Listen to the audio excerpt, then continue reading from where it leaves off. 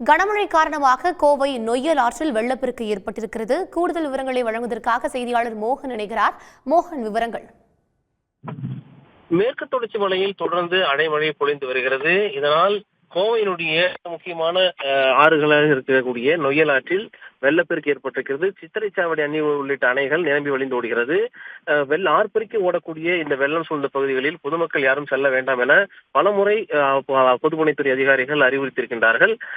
இந்த நிலையில் இந்த ஆபத்தை உணராமல் கரையோரம் பொதுமக்கள், அதாவது இளைஞர்கள் சிலர் மீன் பிடிக்கக்கூடியதை காணலாம், பார்க்க முடிகிறது. இது போன்று அங்கு செல்லக்கூடாது என்று பலமுறை தெரிவித்தாலும் கூட அந்த ஆபத்தை ஒன்றாமல் மீன் பிடித்து வருகின்றார்கள். அதே போல செல்ஃபி எடுப்பதற்கோ வீடியோ எடுப்பதற்கோ ரீல் செய்வதற்கோ செல்லக்கூடாது என்று தெரிவித்திருக்கின்றார்கள்.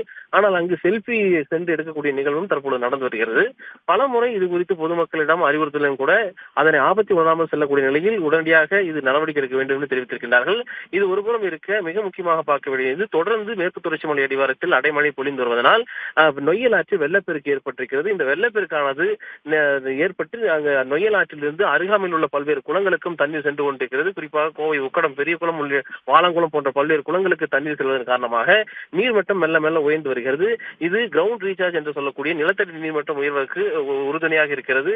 இதனால் பொதுமக்கள் மற்றும் கோவை சுற்றுவட்டார பகுதியில் உள்ள விவசாயிகள் மகிழ்ச்சி அடைந்துள்ளனர். விவரங்களுக்கு நன்றி மோகன்.